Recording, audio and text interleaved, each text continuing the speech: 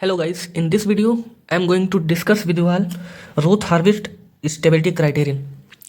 So basically ये criteria होता क्या है? ये क्राइटेरिया होता है एक मेथड किसी भी LTI सिस्टम की स्टेबिलिटी को टेस्ट करने के लिए। LTI means linear time invariant. कोई एक सिस्टम है जो लीनियर टाइम इनवेरिएंट है, वो आपको दिया रहेगा, आपको उसकी स्टेबिलिटी निकालनी होगी कि ये सिस्टम स्टेबल है या फिर स्टेबल नहीं है। तो क्या करते हैं, प्रोसेस तो मैं इस क्वेश्चन में आपको समझा दूंगा पूरी। System is stable if, system stable होगा कब?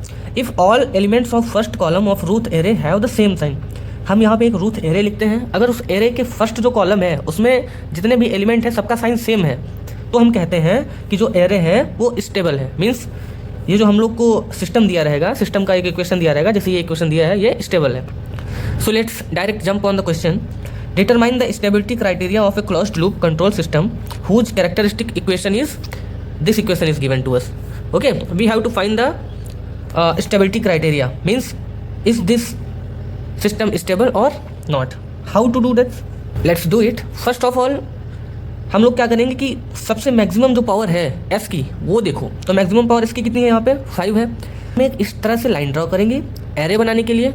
उसके बाद यहाँ से लिखना आरम्भ करेंगे S5 S4 S3 S2 S1 then S0. We will write from S5 to S0 because S5 is the maximum power of our equation.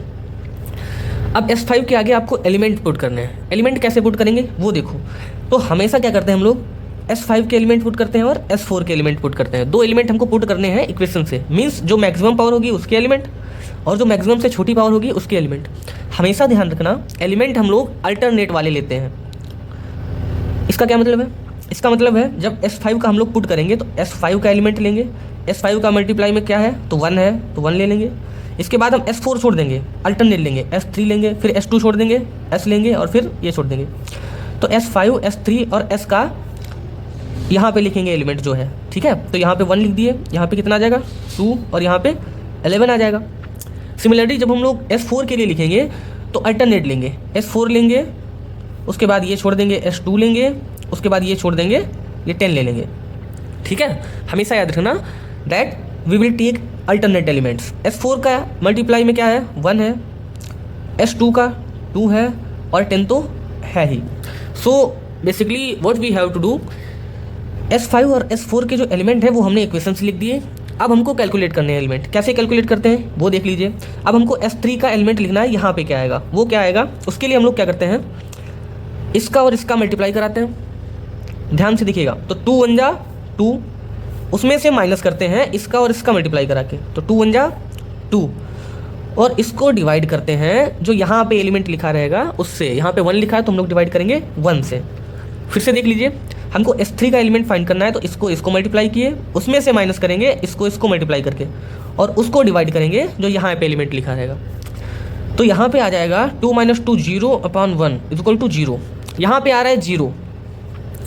हमेशा ध्यान रखिएगा कि जब भी कभी आप रोथ एरे लिखें और उसके पहले कॉलम में, ये देखिए पहला कॉलम हो गया, ये दूसरा कॉलम हो गया और ये तीसरा कॉलम हो गया, जब भी पहले कॉलम में 0 आ जाए, ठीक है ना, तो वो 0 हम नहीं लेते हैं। इंस्टेड ऑफ दिस 0 हम लेंगे क्या, ये 0 नहीं लेते हैं। वी कांट टेक 0, ठीक है। इसकी जगह पे हम लेंगे एनी पॉजिटिव एंटिटी, कोई भी स्मॉल पॉजिटिव एंटिटी ले लो। मान लिया हमने ले लिया एप्सिलॉन, ठीक है ना। तो 0 जब भी आ जाए पहले कॉलम में तो उसको नहीं लेना है हम लोग को। अगर 0 नहीं आता तो इसको आगे कंटिन्यू करते हैं, लेकिन यहाँ पे 0 आ गया तो हमको 0 की जगह पे कोई पॉजिटिव एंटिटी, मान लीजिए एप्सिलॉन ले लिया हमने। Now make again Ruth array,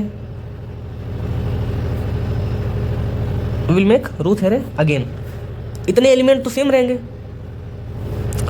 S5 S4 S3 S2 S1 S0, इतने एलिमेंट सेम रहेंगे। कितने 1 to 11 1 to 10। So 1 to 11 1 to 10। Now instead of this 0 we have to take epsilon, taking epsilon, okay. Now look, we have to find this element. अब ये वाला कैसे find करेंगे, similarly 11 2 जा 22, minus कर देंगे 10 2 जा 20, अपॉन में डिवाइड कर देंगे इससे जो पहला वाला एलिमेंट लिखा रहेगा, तो 2 से डिवाइड कर दिए तो ये आएगा +2/2 = +1। तो यहाँ पे आया 1, ठीक है। अब हमको इसको फाइंड करना है, तो ये क्या आएगा, इसको फाइंड करने के लिए हमको ये 2 एलिमेंट चाहिए रहेंगे और यहाँ पे भी 2 एलिमेंट चाहिए रहेंगे, क्योंकि तब तो मल्टीप्लाई कर पाएंगे। तो यहाँ पे 2 एलिमेंट है नहीं, तो उनको अगर हम 0 मान के करेंगे तो ये 0 ही आ जाएगा। तो इसको 0 लिख भी सकते हैं और छोड़ भी सकते हैं, क्योंकि इसके आगे है ही नहीं कुछ जो हम ऐसे बना पाए, है ना। अब देखिए S2 के एलिमेंट लिखने हैं। सिमिलरली S2 के एलिमेंट कैसे लिखेंगे, इसका मल्टीप्लाई, माइनस करेंगे इसका मल्टीप्लाई, डिवाइड करेंगे इससे। तो यहीं पे मैं कर रहा हूँ, तो एप्सिलॉन इंटू 2 तो हो जाएगा 2 एप्सिलॉन माइनस 1 अपॉन एप्सिलॉन। अब यहाँ पे एलिमेंट डालना है तो कैसे, 10 1 जा 10, माइनस का कर देंगे, ये हो जाएगा 0, तो 10 माइनस 0 अपॉन 1 इक्वल टू 10 ही रहेगा ये, ठीक है। अब हमको यहाँ पे एलिमेंट डालना है, वो 0 हो जाएगा, अपने आप से 0 हो जाएगा क्योंकि आगे कोई है नहीं। अब हमको यहाँ पे एलिमेंट डालना है S1 में, तो ये कैसे करेंगे, सिमिलरली इसका मल्टीप्लाई इससे, तो ये हो जाएगा 2 epsilon minus 1 by epsilon, minus कर देंगे इसका मल्टीप्लाई इससे 10 एप्सिलॉन, डिवाइड कर देंगे इससे 2 epsilon minus 1 by epsilon. Okay, यहाँ पे क्या आ जाएगा, यहाँ पे तो 0 ही आ जाएगा। कैसे 0 आ जाएगा, क्योंकि इतना ही तो है, इसके बाद तो ये 0 है, इसका मल्टीप्लाई करेंगे 0, इसका मल्टीप्लाई करेंगे 0, तो यहाँ पे आ जाएगा 0। अब S0 को लिखना है हम लोग को, एक काम करते हैं S0 यहाँ से हटा के थोड़ा नीचे लिख देते हैं ताकि ज़्यादा रश ना हो। तो S0 यहाँ पे लिख लिया हम। S0 के लिए क्या करेंगे, इसका मल्टीप्लाई, माइनस करेंगे इसका मल्टीप्लाई, अपॉन में यही रहेगा ये वाला, ठीक है।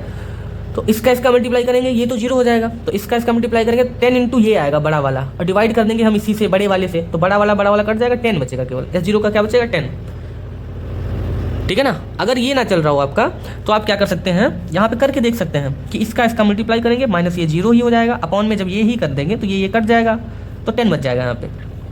अब हमको ये वाला मिल गया है, इसको हम रूट हेरे कह सकते हैं, ठीक है ना। अब देखिए इसमें क्या करते हैं, मैं यहाँ पे किए दे रहा हूँ, आप लोग ध्यान से देखिएगा, बहुत ज़्यादा कुछ नहीं बचा है। हमको इसकी स्टेबिलिटी फाइंड करनी है।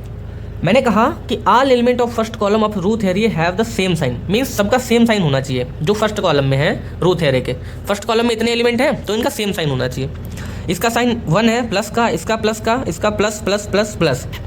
अगर इनका सबका साइन प्लस रहा तो हम मान लेंगे कि जो सिस्टम है स्टेबल है, क्योंकि सबका साइन सेम होगा तभी सिस्टम स्टेबल होगा। ये देखो हमने लिखा है कंडीशन में। तो यहाँ पे हम साइन कैसे फाइंड आउट करेंगे, इसके लिए हमको एप्सिलॉन का कोई वैल्यू लेना पड़ेगा सिंपली। तो हम लोग एप्सिलॉन का कोई वैल्यू ले रहे हैं, सपोज करिए हम लोग एप्सिलॉन का वैल्यू 1 ले रहे हैं, ठीक है ना। अगर एप्सिलॉन का वैल्यू 1 यहाँ पे पुट करेंगे फिर भी सारे साइन प्लस ही आ रहे हैं तो हम कह देंगे सिस्टम स्टेबल है।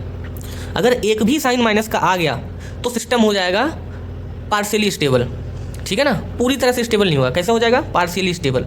तो चलिए एप्सिलॉन का वैल्यू 1 रखेंगे तो ये तो 1 ही आएगा। यहाँ पे जब एप्सिलॉन का वैल्यू 1 रखेंगे तो 2 into 1 equal to 2, 2 minus 1 upon 1, तो यहाँ पे 2 आएगा, तो ये भी प्लस का है, ये तो प्लस का था ही, ये भी प्लस का हो गया। यहाँ पे जब हम एप्सिलॉन का वैल्यू 1 रखेंगे तो आ जाएगा 2 into 1 equal to 2 minus 1, 2 minus 1 1, 1 upon 1 1 आएगा, माइनस का ये 10 अपॉन में यहाँ भी 1, तो ये माइनस का 9 आ रहा है ना। तो इसकी जगह पे क्या आ रहा है, इसकी जगह पे आ रहा है हमारा माइनस का 9, तो ये तो प्लस का बना नहीं, है ना। तो सिंपली हम लिख देंगे since element of root array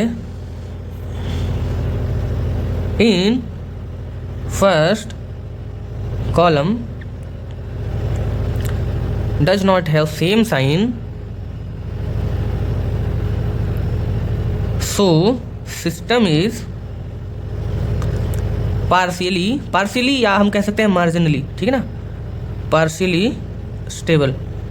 system ये कैसा है हमारा, पार्शियली स्टेबल है, या फिर हम इसको कह सकते हैं कि मार्जिनली स्टेबल है, ठीक है। तो इस तरह से हम लोग क्या करते हैं, रूथ हार्विस्ट स्टेबिलिटी क्राइटेरियन से किसी भी सिस्टम की स्टेबिलिटी निकाल लेते हैं।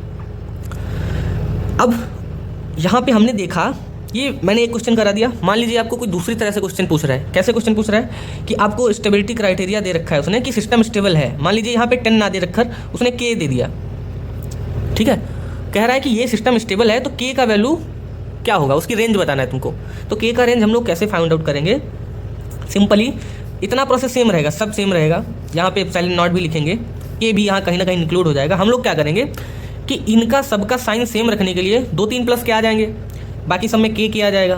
तो इनका सबका साइन प्लस रखने के लिए, प्लस मीन्स क्या होता है कि 0 से बड़ा होगा, है ना, ग्रेटर देन 0। प्लस मीन्स क्या होगा कि 0 से बड़ा होगा। तो हम लोग जो भी आएगा, मान लीजिए यहाँ पे आया हमारा 2k माइनस 1/k, ये आया, तो हम लोग कहेंगे कि since it is stable so 2k minus के शुड बी ग्रेटर देन 0, ये 0 से बड़ा होना चाहिए। तो 2k minus 1 greater than 0, 2k greater than 1, k greater than 1/2।